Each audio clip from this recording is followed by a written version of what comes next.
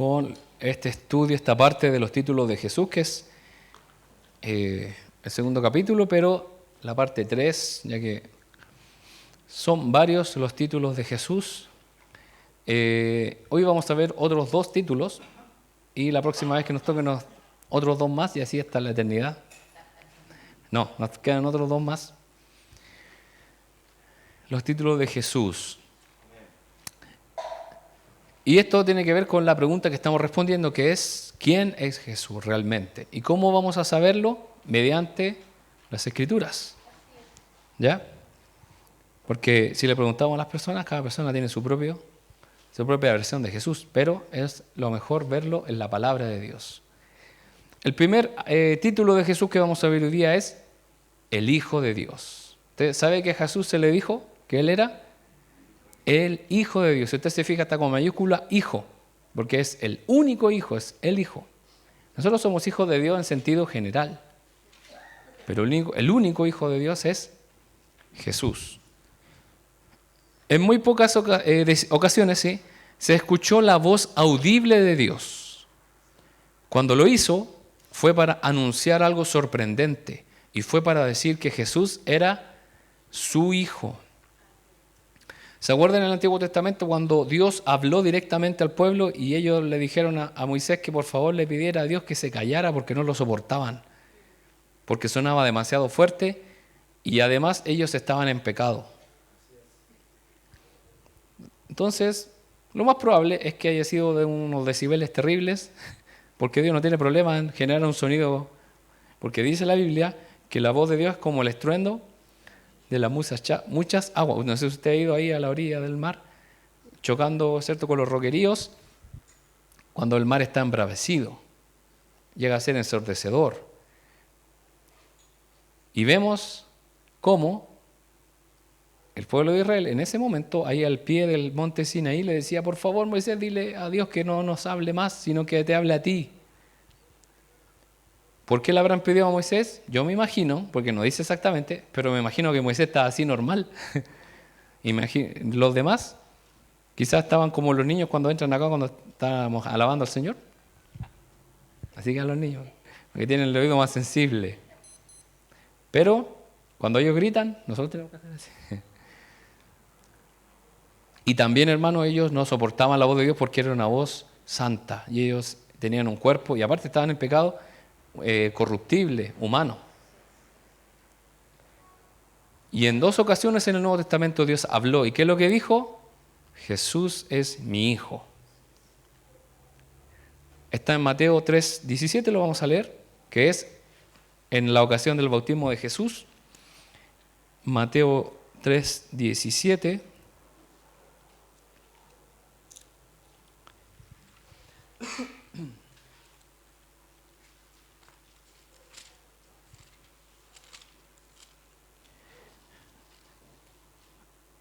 Dice así la palabra del Señor: y una voz dijo desde el cielo, este es mi Hijo amado, quien me da gran gozo, o en quien tengo complacencia, según la versión.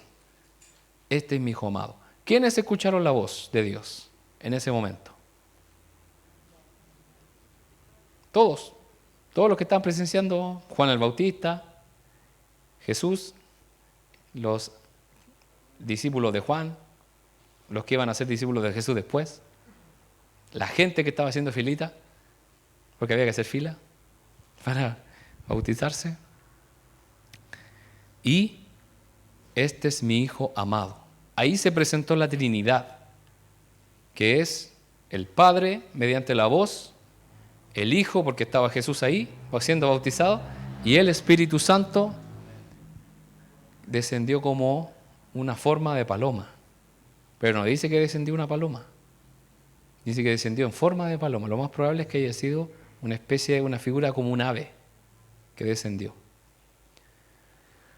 Y en Marcos 9:7 también habla Dios directamente en la transfiguración de Jesús. Cuando Jesús se transfigura, muestra su gloria a 3 de sus discípulos solamente, no a todos. Marcos 9:7.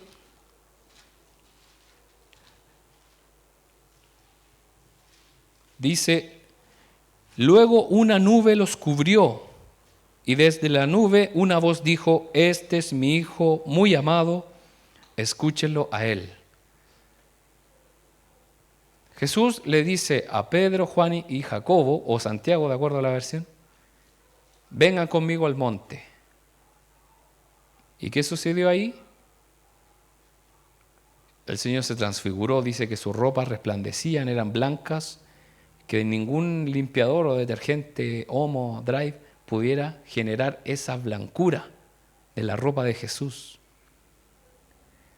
Y dice que ¿quiénes se presentaron ahí? Elías y Moisés. Ahí los vemos ahí en la imagen, no sé si lo alcanza a ver. Moisés no se puede despegar de las tablas. Tiene que andar para que vean quién es él, ¿cierto? Y el otro era Elías, ¿cierto? Y ahí vemos los discípulos, los 3 discípulos, impresionados. Y ahí es donde Pedro le dice, Señor, es genial que estemos aquí. Hagamos 3 carpas, 3 enramadas para que nos quedemos acá a disfrutar y tomamos una tacita de café. Y el Señor no le respondió nada. Porque realmente dice que Pedro no sabía qué decir. Debe haber sido algo choqueante, ¿cierto? Realmente difícil de poder digerir lo que estaba viendo. Y ellos conversaban. Elías, Moisés y Jesús estaban conversando. Y en ese momento dice que una nube los cubrió. Y ahí la voz, ¿qué es lo que dijo? Este es mi Hijo muy amado, a él oíd, escúchenlo a él.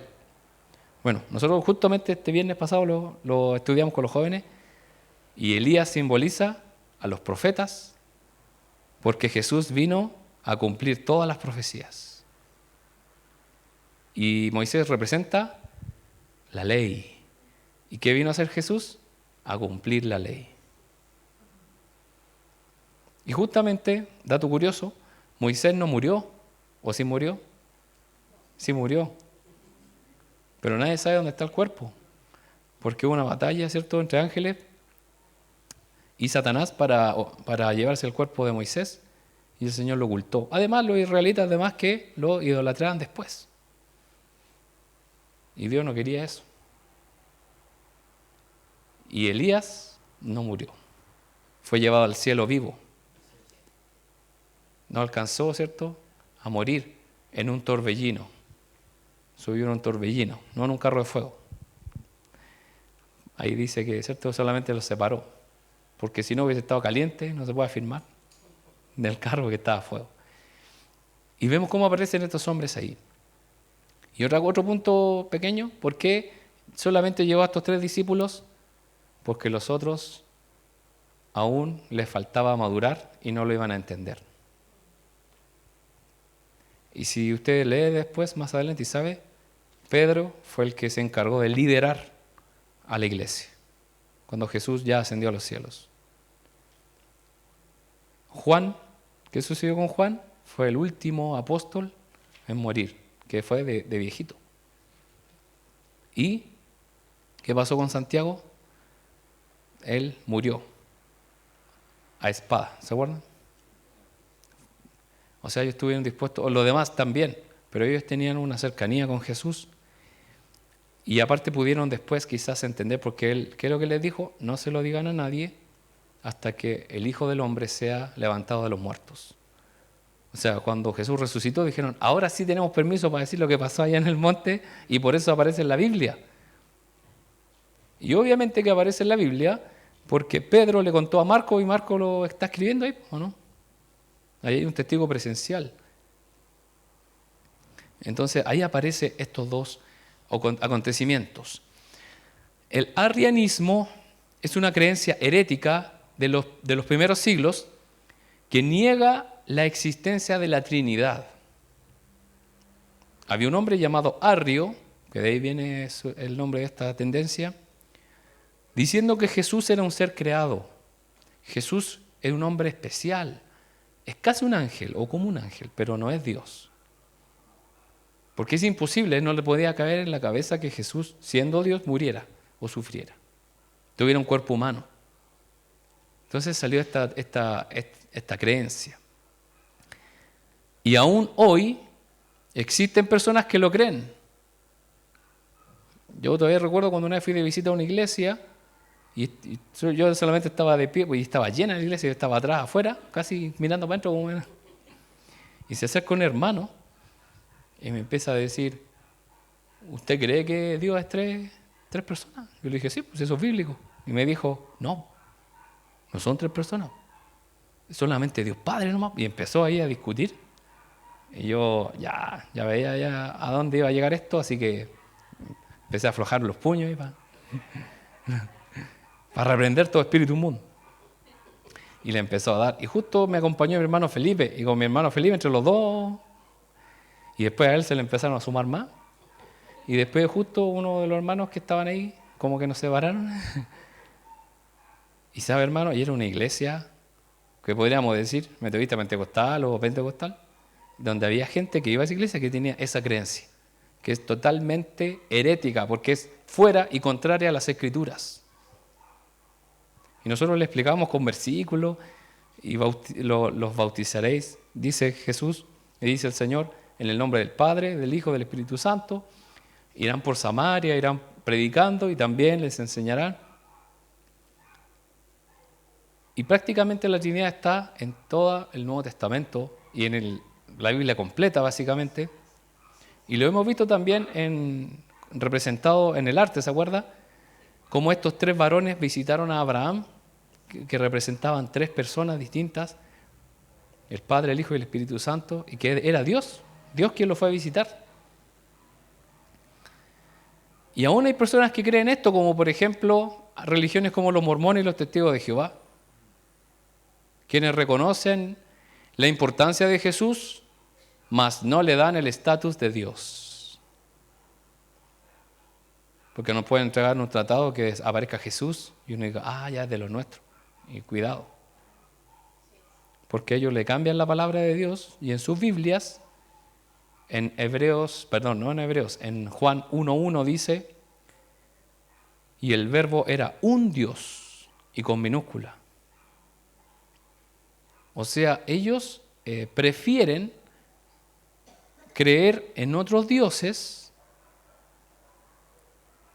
que decir que Jesús era Dios. Ellos prefieren crear una creencia más apóstata, peor, diciendo que hay más dioses. Porque si usted toma la versión dice un Dios. Entonces ellos no creen. Y mire, aquí para muestra solamente dos botones, ¿cómo es un botón? Dos botones. Colosenses 1:15. Vamos a ir a la palabra de Dios, lo que nos dice acerca de Jesús.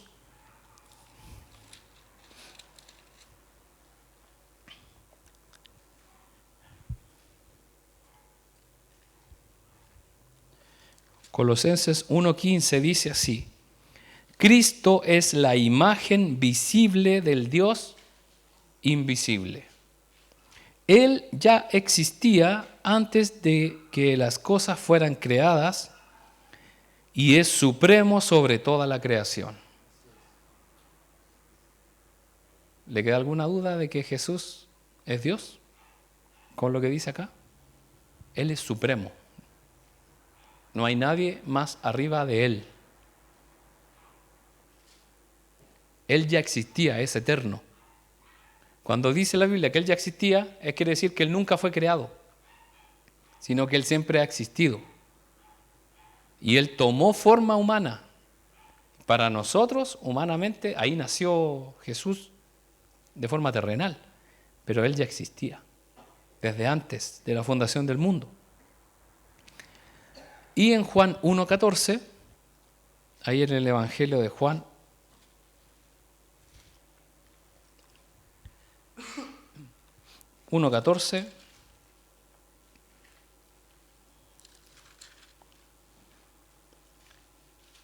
entonces la palabra se hizo hombre, o el verbo se hizo hombre, y vino a vivir entre nosotros. Estaba lleno de fidelidad y amor inagotable. Y hemos visto su gloria, la gloria del único Hijo del Padre. Él es la imagen de Dios y es el único Hijo del Padre. Entonces, estas son... Bueno, una vez yo iba preparado y me topé con un testigo de Jehová Le lancé estos 2 dardos y me dijo, bueno, yo no quiero discutir con usted. Y me dijo, yo le dejo esta palabra. Y dije, también le dejo esta palabra. Muchas gracias. Y ahí se fue. No tampoco tenía ánimo de discutir, sino de decir que, porque él justamente me tomó un versículo que estaba muy cerca de ellos y le dije, pero mire un poquito más acá. Y ahí nos damos cuenta, y la idea tampoco es vencer y decir, le gané, no, sino que también lleguen a la verdad. En el grupo bíblico universitario iba un hermano, un Cristo, que él es profesor de la Universidad Andrés Bello, él es profesor y él hace clase ahí en la Facultad de Veterinaria, él es un profesional y todo. Y él se llama Gustavo, y él es un referente para todos los cristianos que han ido a GBU. Y sabe que él era mormón. Y él, buscando al Señor con todo su corazón, le mostró la verdad. Y leyendo la Biblia, él encontró y dijo, esto no es lo que me están enseñando. Y de alguna forma, y es bonito porque justamente en el grupo bíblico universitario iban católicos, mormones, testigos de Jehová. No se le cerraba la puerta a nadie porque lo que se estudiaba eran las escrituras, no doctrina bautista, los pentecostales, los reformados. Simplemente, ¿qué es lo que dice la Biblia aquí? Leamos todos juntos. ¿Y sabe qué? Realmente muchos jóvenes, llegaron a las Escrituras y ahí el Señor, porque es solamente una instancia de poder llevar la palabra del Señor. Pero vemos cómo Dios dice la palabra que da el Espíritu Santo y que es lo que nos lleva a la verdad. Entonces una persona puede estar en la India ahí practicando hinduismo y toda la cuestión, y si estudia la palabra de Dios, ¿qué va a hacer? Va a llegar al Señor. Y así. Vamos a avanzar. Bueno, el credo niceno. Dentro de los primeros siglos, las primeras iglesias que se formaron tuvieron que hacer un credo para poder afirmar los fundamentos de la iglesia. Y uno de estos credos, lo estudiamos en el estudio bíblico, es creo en Dios Padre, Hijo y Espíritu Santo, creo en Jesús que nació de la Virgen María. Este credo es más antiguo o inició desde los tiempos en que de los apóstoles empezaron a predicar la palabra del Señor, luego de que Jesús resucitó. Desde ahí comenzó este credo, a pasarse de boca en boca entre los discípulos y los apóstoles. Y la Iglesia Católica, obviamente antes que se estableciera la Iglesia Católica, ya existía este credo. Y ellos, ¿qué es lo que hicieron? Lo tomaron y ahora generalmente los católicos se lo saben de memoria, ¿no? Pero no es malo, es bueno. De hecho, en el estudio bíblico lo aprendíamos de memoria. A mí ya se me olvidó, lamentablemente. ¿A quién se lo sabe de memoria? ¿Alguien, algún católico, algún cruzado por aquí? ¿Algún caballero cruzado que se lo sepa? Y sabe, hermano, que en este credo niceno, el credo declara, Jesús es engendrado, dice ahí. No creado, imagínense. Desde los inicios mismos, donde ya habían discípulos de Jesús que vieron a Jesús con sus propios ojos, todavía no habían muerto. Había gente que había visto a Jesús haciendo milagros. Porque dice la Biblia que Jesús, ¿a quién bendecía? A los niños. Imagínense esos niños que tuvieran 10 años y vivieran por unos 40 años más. Ellos tenían certeza de quién era Jesús. Lo habían visto, imagínense. Por eso la gente que rechazaba a Jesús decía que no existía, que no lo podían rebatir porque todos ellos fueron testigos de Jesús, de que lo vieron haciendo milagros, sanando y enseñando. Y el credo declara que Jesús es engendrado, o sea que por medio del Espíritu Santo Dios puso una semilla ahí en María y ahí nació el Señor Jesucristo. No hay intervención de un padre en este sentido. No es un ser creado. A Jesús se le llama monogenes. El único engendrado. O sea, Dios no hizo eso con nadie más. Fue la única vez y fue un milagro único. El engendrado del Padre. Hay un sentido en que esto es verdad, donde Jesús y solo Jesús es engendrado del Padre. ¿Esto ocurrió? Sí, de verdad ocurrió. No es algo así como que, sí, mágicamente pasó. Y Jesús apareció ahí de una lechuga, no sé, apareció ahí envuelto en un repollo. Esto literalmente fue así. El Espíritu Santo, que tiene poder creador, porque el Espíritu Santo comenzó a formar todo. Una vez que Dios dijo la palabra en Génesis, Dios dio la palabra al Espíritu Santo y fue engendrado Jesús. Entonces, la condición de hijo de Jesús conlleva una descripción de intimidad con el Padre. Esto radica en su referencia figurativa a la obediencia. No es que Jesús tenga un estatus menor que el Padre. No es que el Espíritu Santo sea el tercero, el que quedó más abajo. Todos los tres son Dios. No hay ninguno menor ni mayor que el otro. Los tres están en el mismo nivel, podríamos decir, humano, para poder entenderlo un poco. Pero ¿cómo se ve esto de la obediencia? Como una relación entre un padre y el hijo.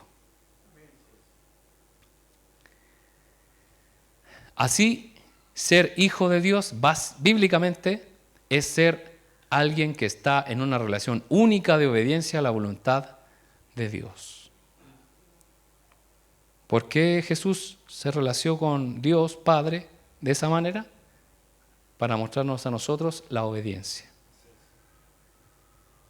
Porque Él es nuestro mayor ejemplo y nosotros debemos obedecerlo para traer bendición a nuestra vida. Bien, vamos a pasar al otro título de Jesús, que es Jesús como Señor. Ya este está un poquito más elaborado, más desarrollado. Vimos que Cristo es el título más usado en el Nuevo Testamento, la vez anterior, para Jesús. De hecho, hasta se utiliza como un apellido, Jesucristo, o Cristo Jesús. La segunda designación más utilizada para Él es Señor. Cuando a veces nos referimos solamente a Señor, nos referimos a veces también a solamente Jesús, el Señor. Tan importante es este título para la comprensión bíblica de Jesús, que se convirtió en parte integral del más temprano credo cristiano, que es la siguiente declaración: Jesús es Señor. No es un simple rabino, no es un simple maestro, un profeta, no, Él es Señor. ¿Moisés fue Señor? No. ¿Elías fue Señor? ¿David fue Señor?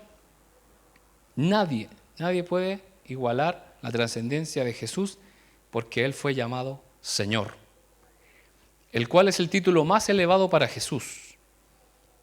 Vamos a ver aquí algunas implicancias de Señor. Bueno, se puede traducir en griego kurios o kyrios, que viene de esa raíz. Ahí no sé si usted alcanza a ver la imagen que dice Señor, Maestro, Amo y Dueño. Son estos significados. Los discípulos de Jesús le decían Rabí y le decían Kurios o Kyrios, refiriéndose a maestro. Kurios se usaba de diversas maneras en el mundo antiguo. En su caso más común, la forma más común, funcionaba como un tratamiento de cortesía, así como señor Juan o don Juan, una cosa así, o Sir en inglés. En Inglaterra, a los hombres nombrados caballeros se les da el título de Sir. Y en este caso la palabra pasa de un uso común a un uso formal. Aunque hace poco le dieron a uno que no es muy caballero, ¿cierto? Le hubiesen puesto dama, ¿cierto? Un segundo uso es dado a los aristócratas que poseían esclavos. Pablo se llama a sí mismo como esclavo, y la palabra esclavo es doulos en griego. No sé si usted lo había escuchado, doulos. Se consideraba esclavo de Cristo. si había un doulos, no podía faltar un curios, un señor, un amo. 1 Corintios 6, vamos a leerlo, 19 y 20.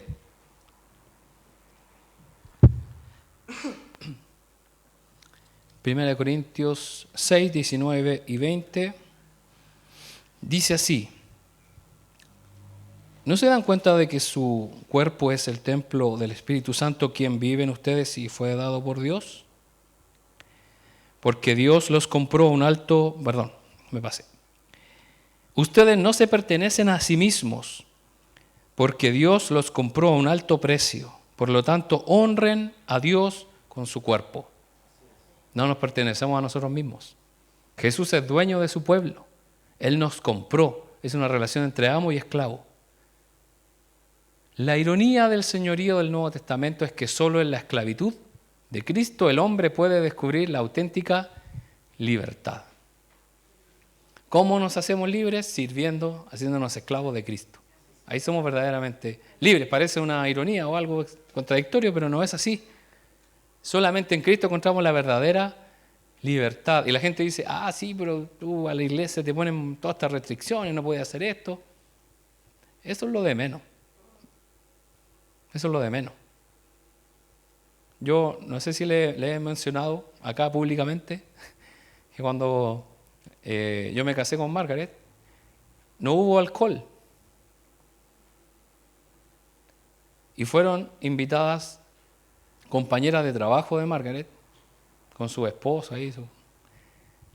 Y hasta el día de hoy no pueden creer que lo hayan pasado tan bien en una fiesta sin alcohol.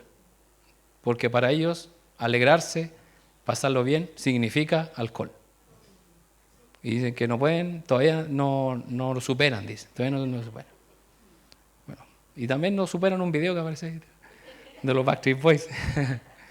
Entonces, en ese sentido, la verdadera libertad está en Cristo. No importa lo que el mundo crea de nosotros, si somos fanáticos, no podía hacer esto, no podía hacer esto, otro. Finalmente, quien busque realmente la felicidad o estar alegres, terminará en el Señor, porque eso es lo mejor. Curios como un uso imperial. Este es el tercer y más importante significado de curios. Aquí el título se le concedía a alguien que tenía soberanía absoluta sobre un grupo de personas. Se trata de un uso que a menudo se entendía políticamente. Este era el mismo título usado en el Antiguo Testamento para Adonai. ¿Ha escuchado la palabra Adonai? Significa Señor, que se atribuye a Dios. Los judíos lo atribuían a Dios. El nombre sagrado Dios que aparece ahí, que se puede traducir como IHWH o IHBH, que es yo soy, o el que es autoexistente, o el que siempre existe, o el que es. Es muy difícil tratar de poder explicarlo, pero es demasiado importante esto.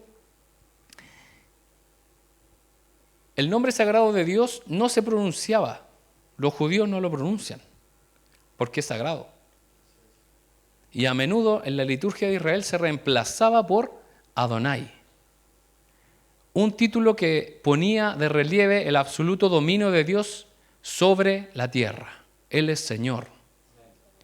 Y el Salmo 8:9 nos da la diferencia entre Adonai y IHWH, que es el nombre sagrado de Dios. Ahí lo puede ver en su versión, la versión que usted tenga. Salmo 8, versículo 9.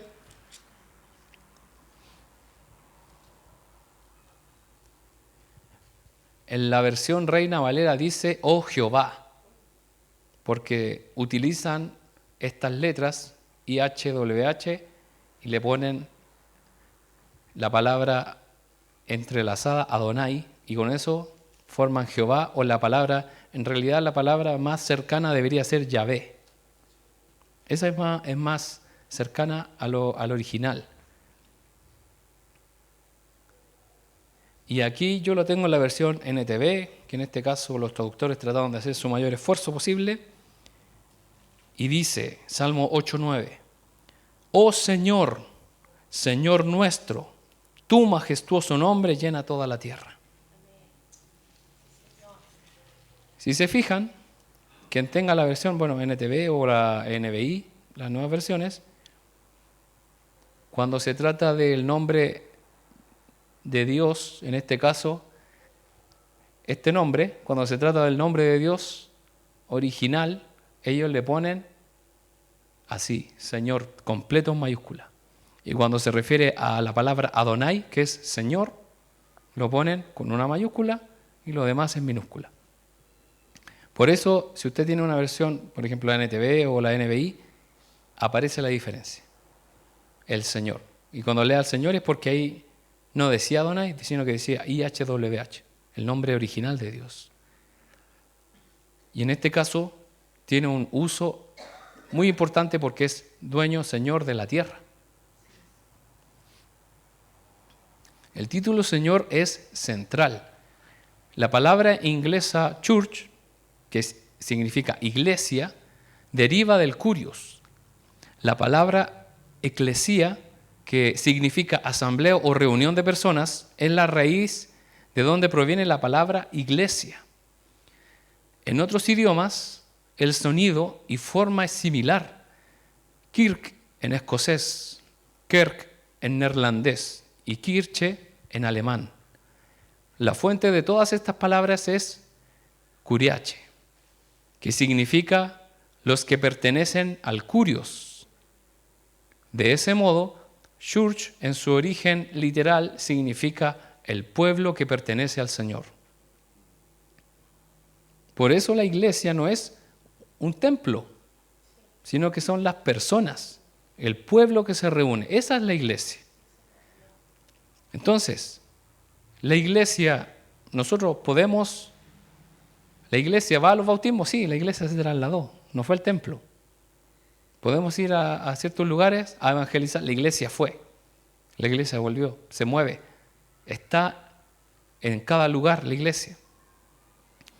Se da cuenta que el título Señor, que es el dueño de la iglesia, los que le pertenecen al Señor. Vamos a avanzar ahí. Pronunciar Jesús es Señor. Vamos a ver lo que dice Mateo 22, 23, que es acerca de los que pronuncian esto, que Jesús es Señor. Mateo 7, 22 al 23.